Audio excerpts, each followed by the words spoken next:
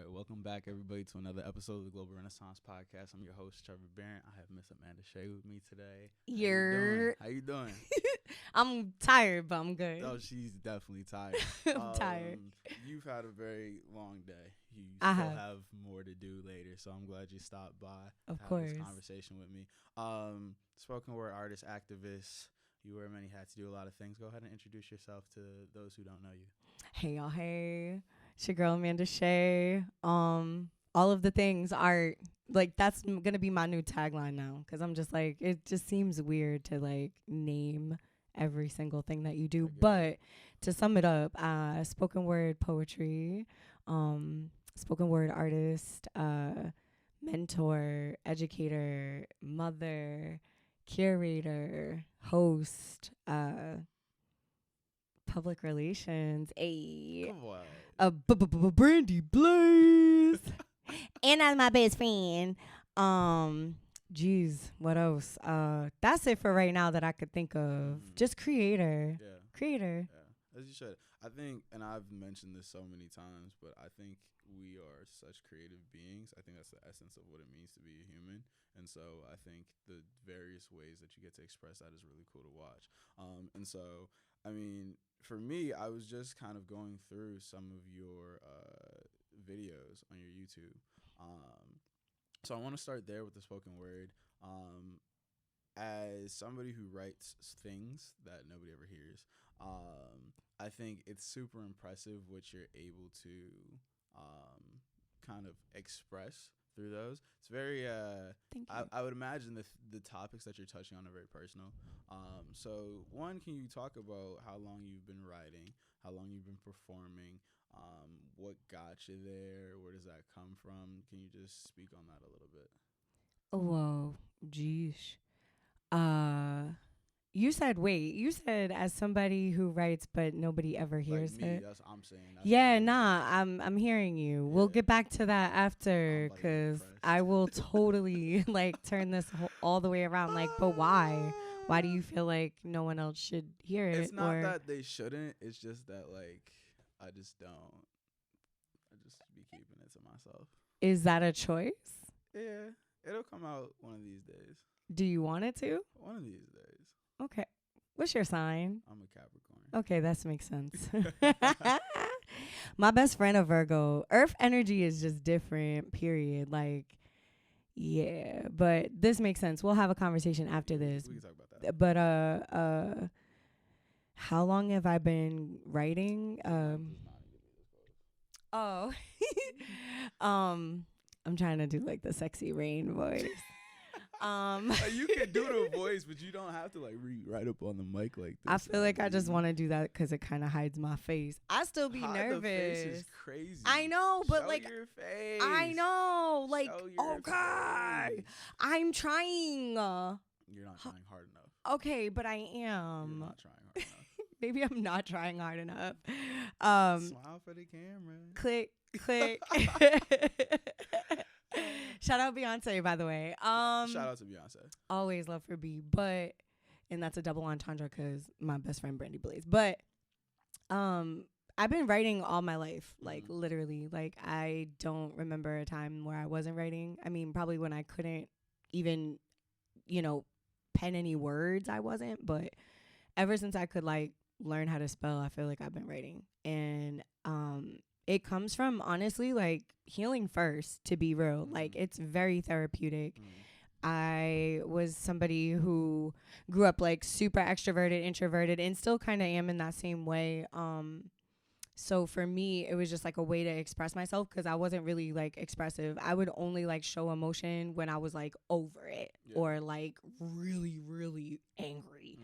Other than that, I wouldn't really cry in front of folks or anything like that. So I expressed everything in writing, and honestly, everything that I do today, it's so funny how like connected to my childhood it is. And I didn't realize that literally until a couple years ago, which is a beautiful realization. I just think that life got ahead of me and it didn't allow me to be the person that I am today right now. But all of those things that happened allowed me to be the person I am today right now. So it's a blessing.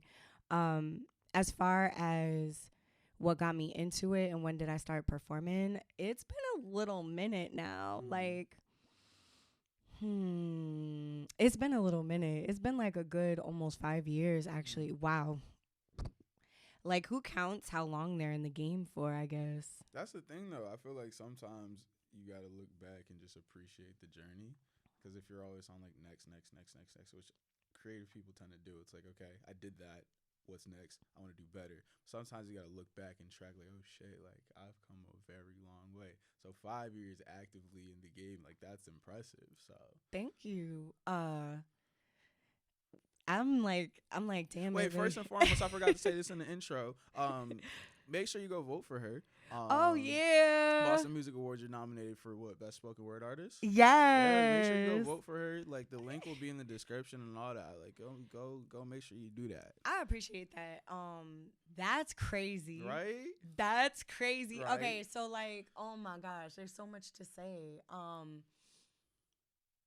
Where do I start? So Boston Music Awards, right? Like, I'm still kind of like in shock. I mean, like, it's weird to even say in shock because I am in shock. I think as artists, sometimes we, like what you just said, we're so like going on to the next that we don't take a stop, like a moment to stop and smell the roses type of thing.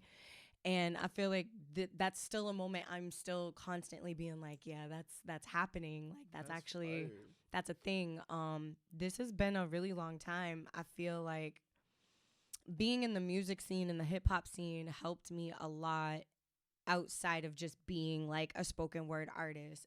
And when I say that, I mean all my best friends, even my ex-partner, all rappers, you know what I mean? So for me, being infused in that was very, very helpful for me, I feel like, because one, I love hip-hop, but two, it allowed like rappers to be able to like see what I do. And I've been blessed to be able to feature on like more than 17 like features. That's like fire. It's actually a lot. I can't say all of the numbers. Well, y'all ain't gonna know who they with. So it's like 32 actually to date. 32 since I started. And like, I don't take those for granted. And what's super cool was like, I was noticing like there's a mutual respect. Like, it's artistry. Like, when you're a lyricist, you care about the words. Right. Like, and I'm a lyricist first and foremost.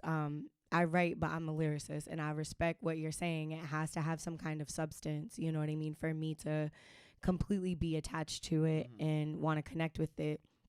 So it was really dope to like have that. I still can't believe I'm like nominated, because like it's also the people who are also in the category. Right. Like, I'm not from Boston. I moved here in 2006. So to be immersed in the scene and introduced to the scene the way I was, and then to be in it and have people that you've looked up to be in the same category as you be in the same category as them is like, it's crazy to me. Like, people who have had years in this, like way longer than I have. And then also to see some like emerging artists like who have been writing for a very long time and have decided to come out and like actually like, you know, perform and take it up to that type of level for them. And to see like Duran West in that category, to see Jija, to see Tony B, to see Tim Hall.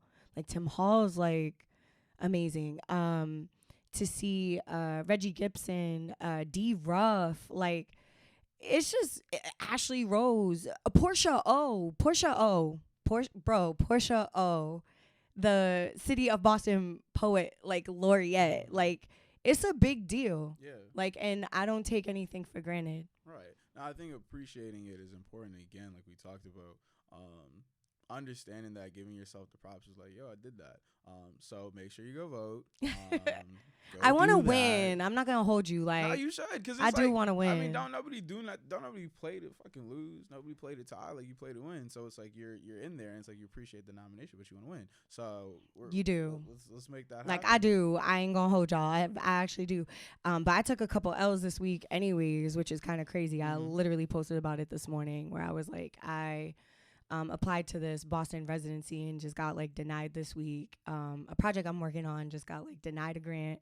And like I literally was sick like all week for like 4 days and was like guilt tripping myself on being sick because I'm like, well, girl, how that makes sense? That's not your fault. Right, but you catching L's and now you laying down. But you're sick.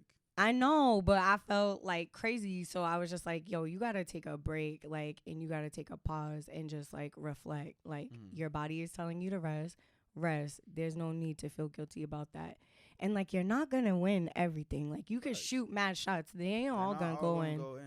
So today I posted it on my story, and like just the response from it was real dope. I wasn't even expecting it. I was just trying to get it off. Like, yo, the L's I took this week, because I be laughing at myself. I'm an Aquarius. Like, after I'm done crying and being upset, I think it's hilarious. Like, I joke about it. I'll crack jokes on myself, to myself, just because I think it's funny. So I was literally just putting it up there, like, look at all the stuff I've been catching this week. And mad people, like, hit me back and was like, yo, like, this is dope. Like, the fact that you're admitting, like, people don't do this. And I'm like, yeah, nah, don't let this app like fool you. Like, not everybody shows their W's and their L's, especially not their L's. That's a fact.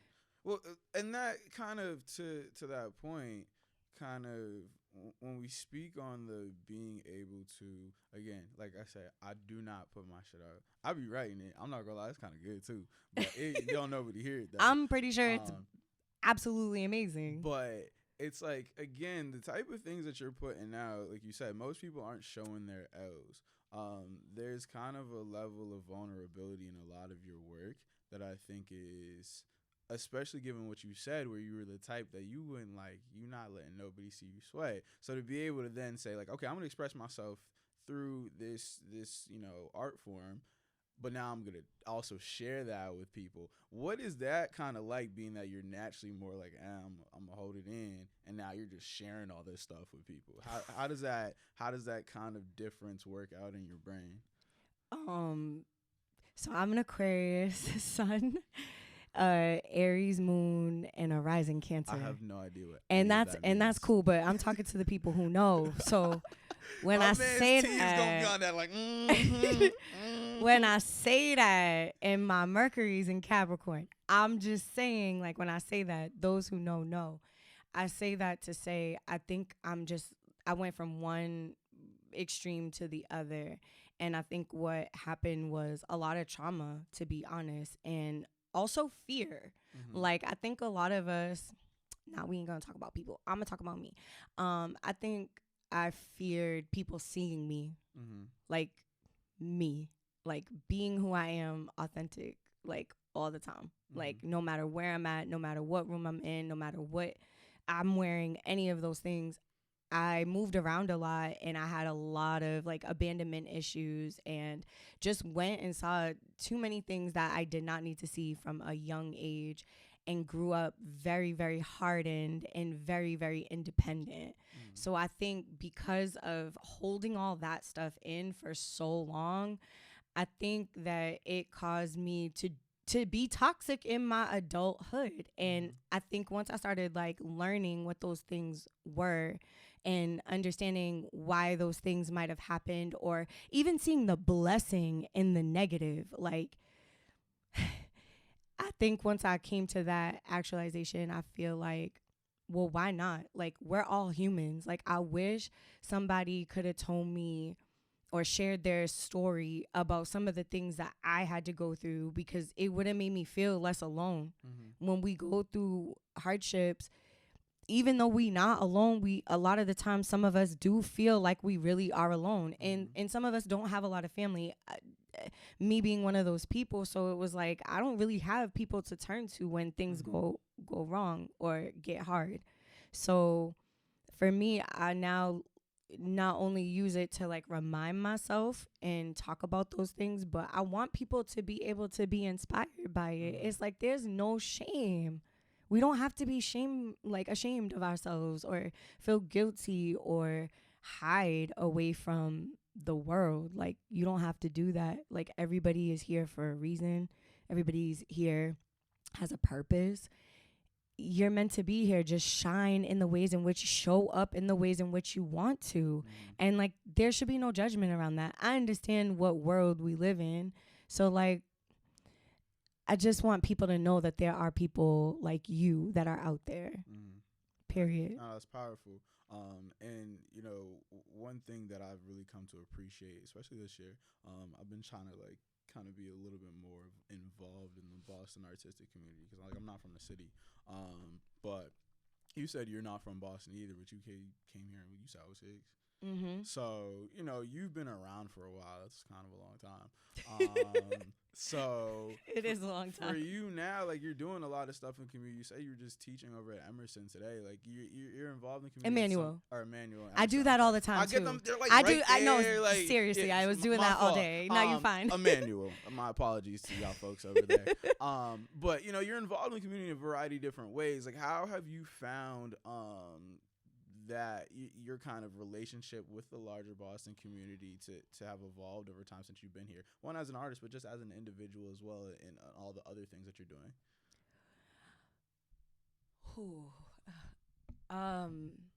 Hard-hitting questions over here. It is, because like I want to be honest, so like I take a long time sometimes to like try to formulate what I want to say in the right ways, because I'm an air sign, so that Kanye mouth can sometimes just, not the things that he be saying, just the fastness of it. I've had a beautiful relationship with Boston. I've also had a very traumatic relationship with Boston. I think that anywhere we live, like my body is my home. Like I'm home wherever my body is, period. And I feel like if you moved out of Boston if I moved out of Boston and was in New York or Atlanta or New Jersey, I feel like I would care for the community in the same way. However, Boston has just taught me so much. Like I was primarily raised on the Cape, like Hyannis, Cape Cod. And we didn't talk about Black culture out there. It was very racist. It was all of the things, right?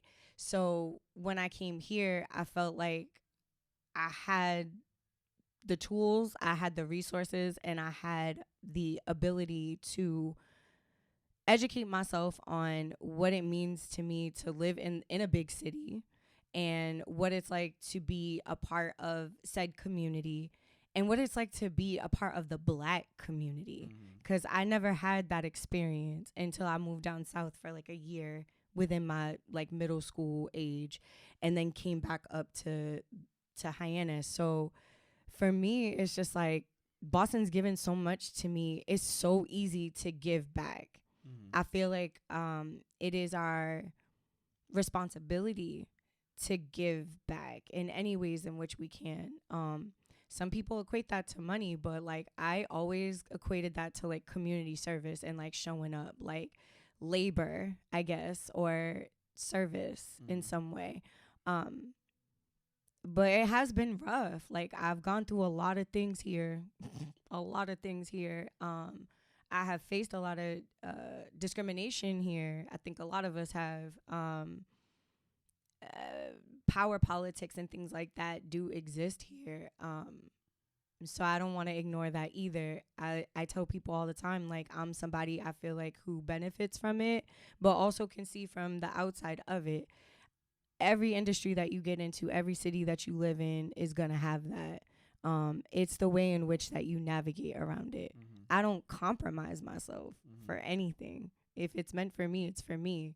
And how that relates to community, I have to stand up and like when I say something, I need to mean it and show up for real, and not just when it's convenient or when it looks good or, you know, when it's a dollar amount. Like, I just don't move like that. I've never moved like that. And I think that's probably why I've had a lot of success in the last 5 years, to be honest. It was rough in the beginning, but I think I've stayed true to that. It doesn't matter what the dollar amount is to any gig that I get or where I play. I'm always going to give back no matter what, as long as I'm able to breathe and I'm able to perform, I have no reason not to do that either. You had said a little while ago that there were certain times where, or certain circumstances that didn't allow you to grow to the person that you are now. Can you describe who you kind of view yourself as? And was there a compelling event that allowed you to get from the person you were before to the person you are now? Obviously, you're still growing and developing and you're changing, but, you know, as currently constructed, like, was there something that happened where you were like, you know what, I'm going to decide to be this person. This is who I view myself to be, and I'm going to show up as this person all the time.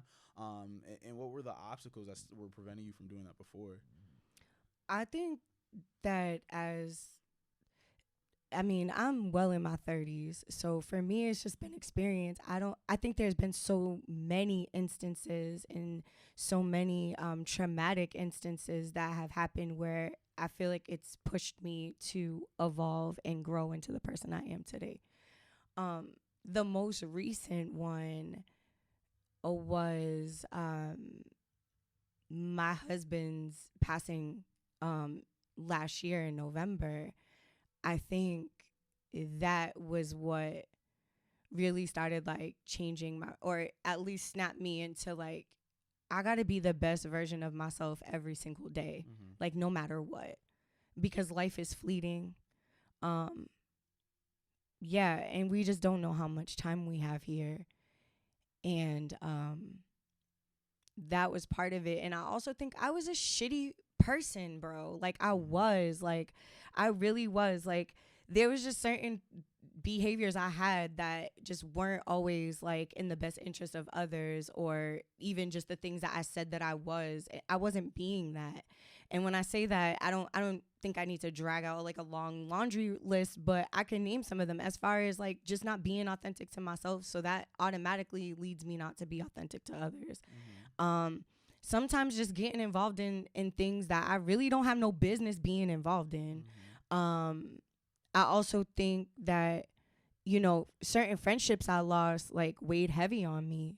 And they were my fault, and I had to take accountability for that. I think a lot of different things started changing, like how I moved, because I was hurting people around me and inevitably hurting myself. And I was just really ignorant and really in pain to even acknowledge, like, okay, yeah, I'm a good person and I do this and that. But, like, there's a side of me that, like, only the close people see. And when they're trying to hold you accountable, are you taking accountability? And I wasn't. I was just going through a lot of stuff and also trying to find out who I was. I didn't really know all of how I identified, or even being an artist. Like I wasn't calling myself an artist for so long because I just didn't feel like I was good enough or had the education or any of the things that I was telling myself. Imposter syndrome was crazy. So for me, I was just like, well, if I just keep going, like I'm gonna be great. But I was harming a lot of things and I was harming a lot of people in that. And once, you know, that happened, and then the passing of Tim, and like watching what that effect has on our son, my oldest son, as well, I'm just like, none of this matters. None of this matters.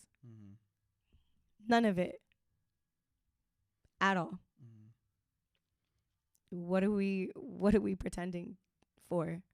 Like, why am I scared to speak up for myself? Why do I feel like I gotta be a certain artist or talk about a certain thing or do certain things? Like, I don't have to do nothing but what feels good for me and what's in my best interest.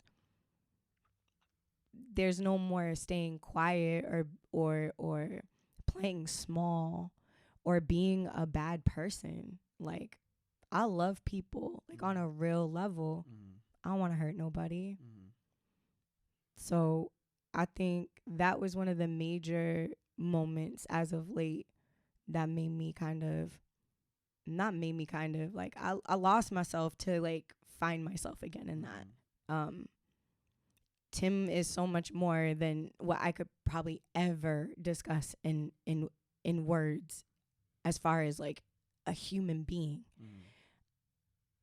just a really good person. And his story will be told through me every time that I open my mouth, period. Like, I'm always going to breathe life into him. And I'm still trying to figure out how to bring his story to life, because what happened could have happened to so many other people. Without going into it, I've talked about it before, but it's just too heavy right now to talk about it in this space. What I will say is that I learned who my community was even in that too. Mm-hmm. And sometimes we can think that like the world don't love us or we're like focused on the ones who don't love us. Mm-hmm. And one thing that came out of that as well was like how much like me and my family is loved. You know, so when you see that much love and you also see someone pass away at 36 years old, just too young, you're just like, what are we doing? Yeah. So I'm going to always be real and raw and yeah. And I think that, and I remember watching you do an interview in the summer, and you talked about that. First of all, obviously, condolences to you, because that's something that you're gonna live with, that you're gonna carry forever. So Thank you. But the fact that you're very intentional about continuing to share that story and allowing that to shape you in a way that honors him, I think is very admirable. Thanks. But you've mentioned a lot of things that you've been through. How do you continue to push through those things and not allow them to break you? Because, I mean, obviously, you have your mourning process. You have kind of these different situations. You got to handle it how you got to handle it. But at the end of the day, you're still moving forward. Mm-hmm. And I think there's a lesson there for a lot of people. How do you take circumstances that almost everybody would look at as very difficult and say, you know what, I'm not going to allow this to beat me? What do you channel within you to allow yourself to continue to move through all of these different things?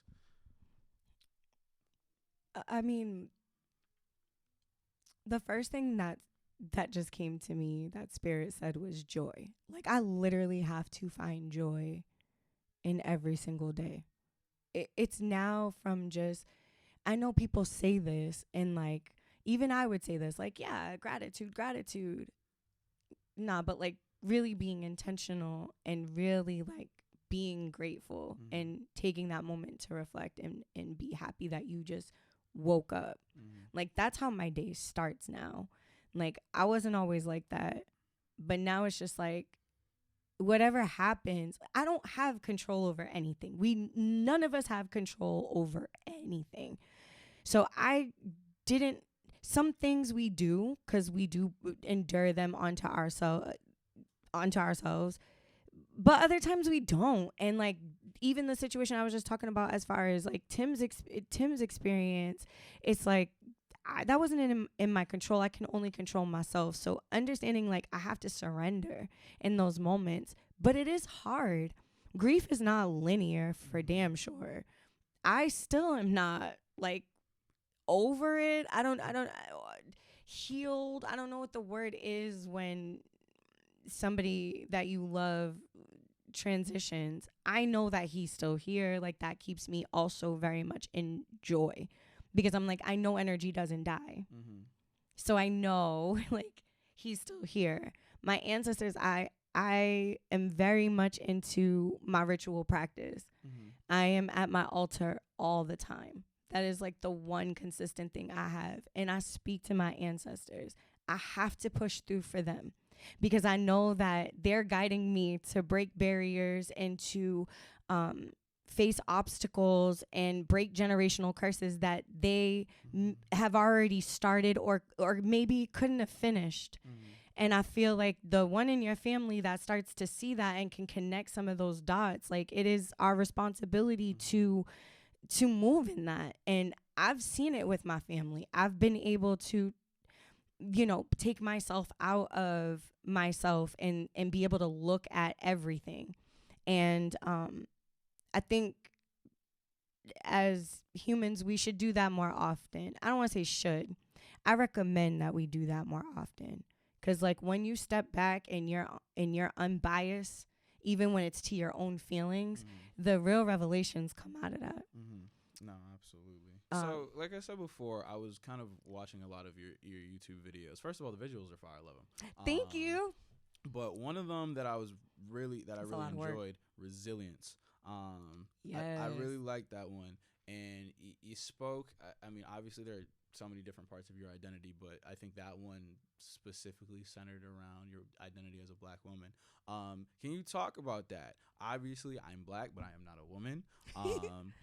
I wanted you to talk about motherhood too, Thank because you. I think that is the single most important role, job, whatever, any person can hold in society. I have the utmost respect for all mothers because I know what my mother's done for me. But can you just talk about that identity for a second, what that means to you, what you try to embody as a black woman, the things you've experienced as a black woman, and what you want to see for those who also identify as black women? That's heavy. I'm gonna start light. So with resilience, that piece initially started about my mom. Um, I had realized I had gotten booked for a gig, and I forget exactly how they phrased it, but I'm gonna paraphrase. And they were just basically like something of to speak to the strength of black women. Mm-hmm. And it made me think, because I was like, I've been working on a poem about my mom for years now. Mm-hmm. Like, it is probably going to turn into a novel. That's how long it is. And resilience kind of came out of that, where I was like, well, the first strong woman that I do acknowledge or recognize is my mother. Mm-hmm.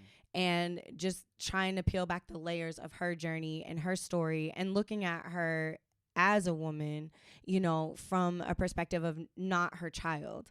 And like, what would I say to her if I were just her friend and I knew some of the things that she went through? Like, it made me cry immediately. Mm-hmm. And I think that's why my first line is like, when the tough get going, the going get tough. Mm-hmm. They must have not had met my mother. Meaning, like, my mom's so tough. Like, there was like, I don't even understand. Like, that phrase has nothing on my mom.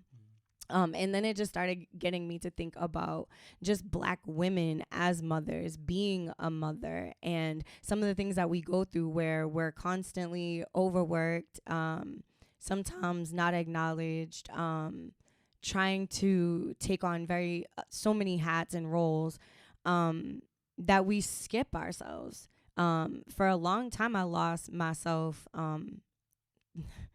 So many reasons, but I lost myself because I was just thinking from a mother's perspective. I wasn't thinking from like Amanda, and you're your own person outside of being a mom, and like what that looks like when we don't get to nurture that side, or we compartmentalize a lot of the stuff that we go through because we have to show up and be present.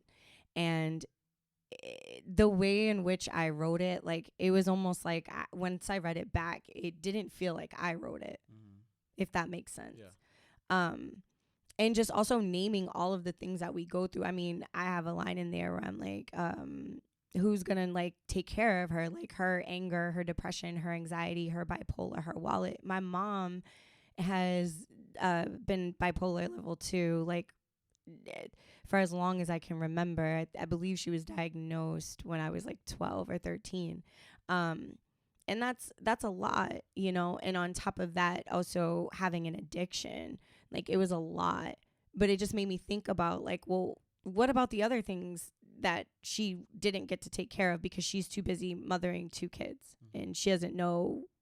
She was a young mom. My mom was only 15 when she had me. So it's like looking at these women as individuals. And then also, like, in the pandemic, like, we saw so many black people losing their lives. And I kept thinking, like, what about their parents? Like, we share all this stuff on social media, but like, I don't know how I would feel if I had to keep seeing those images of my kid, and like how they go up in front of the news and talk, or go to the courts and go to trial and have to fight to get justice. Like, how resilient they have to be in those moments. I don't know where that strength comes from for them, but I recognize it, and I'm aware of it. Mm. So it was an ode to all of the Black strong women that are in my life, that continue to show up in my life, who are just brilliant and amazing and are still being the most disrespected human in the country, which is disgusting. Mm. Because Black women are magical. Mm. And that's what I stand for. I want them to see representation. People, little youth girls, to see representation when they see me, that you can do it. We need those examples. They're so important. Mm. I agree. And I think you actually had a line that spoke to this, but I've seen it a lot in this type of discourse where, the strong Black woman concept, this idea, it's one that, is promoted a lot. But oftentimes we overlook the fact that why are we expecting our women to be strong all the time? When do we ever give them the opportunity to just be? I think you did mention it in the piece, but can you speak to that a little bit? Do you ever feel like you give yourself the opportunity to just be? I know you spoke on, like, you kind of lost yourself focusing on, hey, like, I'm a mother, but not focusing on Amanda. What does that look like to you now? It sounds like you're more conscious of it, but what does that look like for somebody? Because I know a lot of people deal with that, but especially Black women, right? So what does it look like to start prioritizing you as an individual when you're so used to having to be that strong person for others? If you're not strong, if you're not healthy, it's really hard to nurse or nurture anyone else. Mm-hmm. So I feel like, again, like through therapy and through healing and digging through years of trauma is in returning back to my inner child, which has been such a blessing. I think for me, it means acknowledge that I need rest. The line is no check-ins, only checkups to ensure the body is intact. There were times that I wasn't going to the doctor for regular checkups or taking care of me, even just health-wise, because I was running ragged by not just being a parent, but by being all these other things. And first and foremost, before we come into this world, like when we come into this world, we come in technically alone, right? So it's like, for me, I'm just like, how can I take care of my babies and ensure that they get the best of me when I'm not even giving me the best of me? No one else is going to do that for you. So it was just, again, and I go in and out, right? Because like we can learn these lessons and apply them. It's the mechanisms, the coping mechanisms that we learn over time that help us keep it in continual practice. But I would be remiss if I said there weren't times, like I just said this week, where I was guilt tripping myself for being, sick. And I'm just like, but for why? Mm-hmm. Like, clearly you wasn't listening to your body when you started feeling restless. Mm-hmm. It took time for this thing, whatever you feel, to work its way in your system. Mm-hmm. You're not in tune. Why aren't you in tune? Because you've been running around. Why are you running around? Oh, because it's the end of the year. And December's here and you want to finish strong, but why? For who? It's like, it's being very, very aware and intentional on what kind of conversations you have with yourself. Ego will allow you to lie to yourself to protect you. I don't lie to myself. I had to go through an ego death. And when I say that, that can mean a lot of different interpretations for other people. But for me, I had to face that and understand, like, that's not always going to serve you. In the past, it was always like my protecting shell. Mm-hmm. I don't need to live there anymore. Again, I'm no longer surviving, I'm thriving. Mm-hmm. So like having those real moment conversations with myself, even when I'm laying on the couch and I'm like, but my laptop's like right there and like I could still lay down and do this, but it's like, nah, like that's why you're here in the first place. Mm-hmm. Because you didn't take that time when you needed that time. Mm-hmm. So now you need to take that time or you're going to get worse. Mm. And that's going to cost you more time, or God forbid, like I'm not super young, but I'm also not you're not old, right? Or elder, right? at the same time, like, I worry about things like, yo, if I get mad or I get stressed or I get overly anxious, like, what is that doing to my body? And like, how many years of life may I be taking off by just going through those emotions? Learn better coping mechanisms. Amanda, like, what are you doing? Like, you don't have to be in that space. Just chill. And it's constant talking to myself. It sounds like a lot, because it is. But I have to reassure myself of lessons that I've learned. Like, I'm constantly trying to apply the lessons I've learned. It's not always easy. I agree. But nothing worth having is easy. And I think that I have a phrase I like to tell people all the time. Rest is a requirement, not a reward. If you don't, you're either gonna rest voluntarily or your body's gonna shut you down. And it's really up to you. And you know, I think we live in a culture that glorifies the grind. There's nothing wrong with working hard. However, you also have to understand that as hard as you work, you also need to rest, because that's what your body needs. You need to be sleeping. That's where your body recovers. And if you don't do it, you're gonna end up costing yourself on the back end, whether it's years or just time and productivity. Because if you grind, that you get sick and you're out of commission for 2 weeks, you're not getting nothing done. Just go to sleep at night. So I think that's very important. Now, one thing I want to know, you have 2 kids? I have 2 kids. You have 2 kids. Mm-hmm. Like I said, I think being the provider of life is an absolutely beautiful thing. If you could speak on that and then maybe share something that you are super conscious that you hope your kids take away as they grow up. How old are they? So my oldest, Eric. Hi, Eric. Hi, Eric. With a C. He will be 19 in March. And Jaden, hi Jaden. Jaden's birthday is actually in like 12 days. He'll be 15. Birthday, He'll be 15 on the 15th. Yeah. Okay. Oh my gosh. Yeah. Oh my gosh. 15. Oh my gosh. So I have one that just graduated high school and one that literally just went in raising some young men. High school. I am. Oh my gosh. Yeah.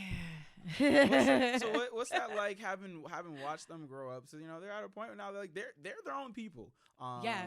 And so what's that like having watched them develop from like small humans who are literally dependent on you for everything to people who are now stepping into their own, and as they, you know, transition into these new stages of life, what is something that you hope they've taken away from how you've raised them? I think they're already putting it in practice, to be honest, and that's like to really just like practice discernment, go after what you want, not what you need.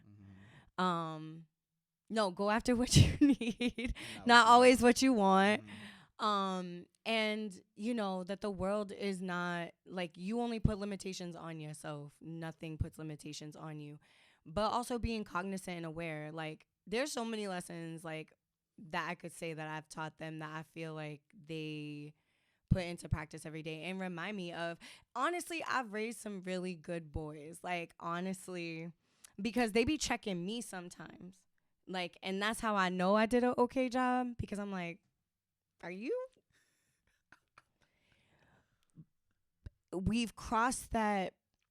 It's something special about teenage age, and like also sometimes like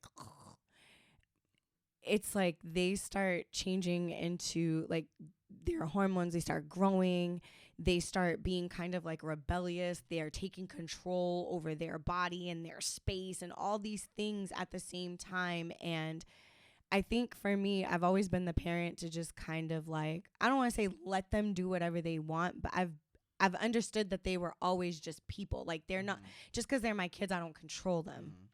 So I've never raised them in a way where I'm like, you gotta do that. Like, I'm not that type. I'm always having conversations with them like, okay, well, we have decisions. If we make this decision, these are the things that can happen. If we make this decision, I've always been very over-explanatory. As you can see, I'm very long-winded.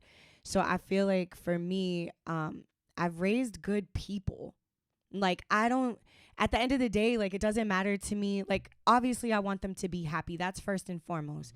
It doesn't matter to me what they do for a career, who they decide to be in a partnership with, none of that matters to me as long as that they're happy, they're healthy, and they're really just like existing. Does that make sense? Yeah. Like, when we're kids, like, we're so innocent, and I feel like this world like hardens a lot of black men, like, period, black people, period. And I just want them to be able to be aware of the constraints and the socio and systematic institutional constructs that are in place that may want them to fail, right?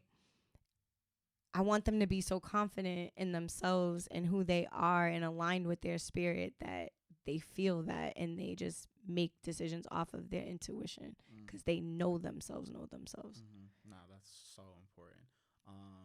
That again, my mother, like, I have so much respect for her. So obviously I have so much respect for mothers in general. But, I know that stage when she hit, like, 14, 15, you like, I know what I'm talking about. I know what I'm doing. So it's tough. But the way in which you navigate it as the parent, I think, like you said, you're not like do whatever you want, but you also give them space to be. And I think that's a very powerful thing, because there are so many people who, as you express, like, your childhood has such an effect on who you become and how you live the rest of your life. And so giving them the space to explore who they are is going to help them tremendously. So, I mean, again, nothing but respect for me for how you've raised those two young men. Thank you. I appreciate that. And, like, let's be clear, like, my oldest son, he gave me a run for my money. I mean, Jaden, I'm seeing go through those changes, but he just also lost his father. Like, so to watch a young kid lose their dad at such a crucial time in their life too, I mean, it's hard. So I try to be cognizant of that, and try to be as gentle as I possibly can, and understanding that, like, sometimes, like, me and his things ain't even really between me and him. It's just like, I'm the parent who's here. Yeah. And people be like, oh, well, how does it feel to take on, the mother and the father role? I'm not taking on the father role.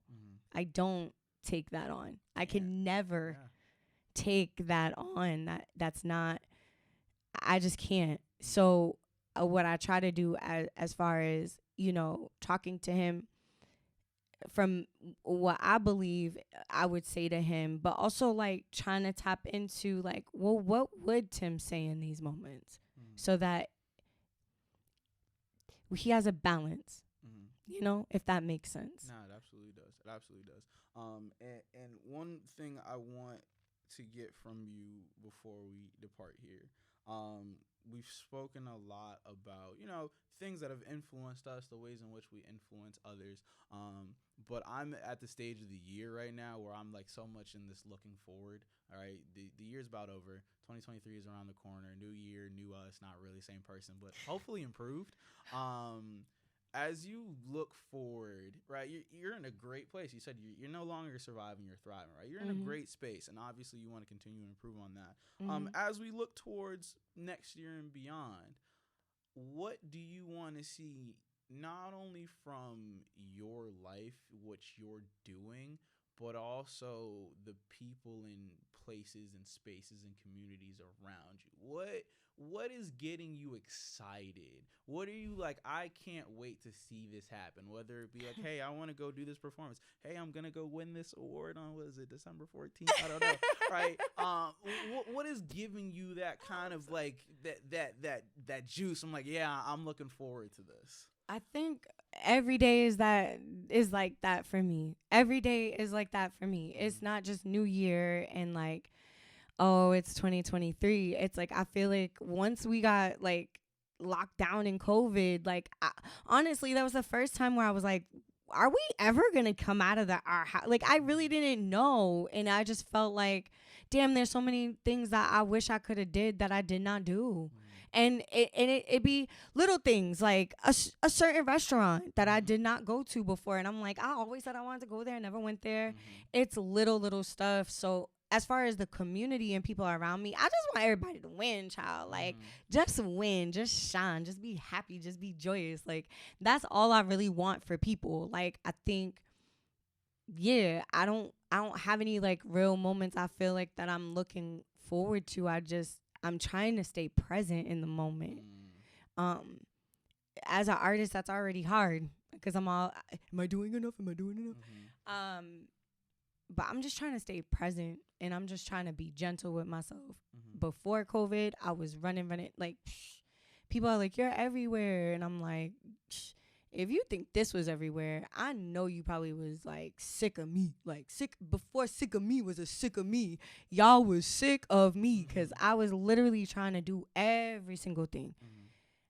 I'm only one person. Right. And, like, again, like, rest and, like, taking care of this and honoring my family and the time that I take for myself to recoup from all of the things that I want to do.